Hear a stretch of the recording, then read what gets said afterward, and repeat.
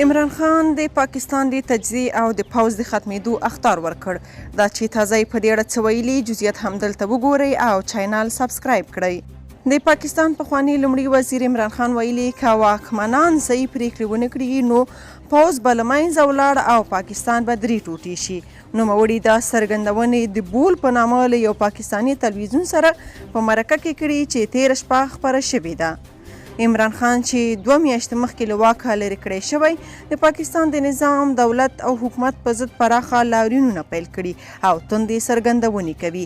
پر هغه تور دی چې په تېرو ټاکنو کې د پوځ او استخباراتي ادارې ISI په مرسته واک ته رسېدلی و او اوس ویل کېږي چې د هغوی لخوا بیرته له واکه غورځول شوی دی.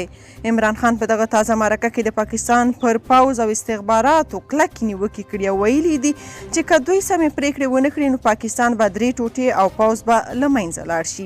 هغه د شهباز شریف په نوي حکومت نیوکه وکړه چې د هغه راتګ سره د پاکستان اقتصاد د زوال په لور روان دی. د پاکستانیو کلدارو ارزښت ورځ تر بلې غورځېږي او هیواد له اقتصادي سقوط سره مخ دی. د پاکستان پخوانی لومړي وزیر په ډاګه کړي که چیرې پاکستان اقتصادي سقوط وکړي نو تر ټولو مخکې به پوځ له منځه ولاړ شي. عمران خان ویلي کله چې اقتصادي سقوط وشي نو نړیوال به د مرستو په بدل کې د پاکستان د اټومي وسلو د له منځه وړلو شرط وړاندې کوي چې ورسره به پاکستان 3 ټوټې شي.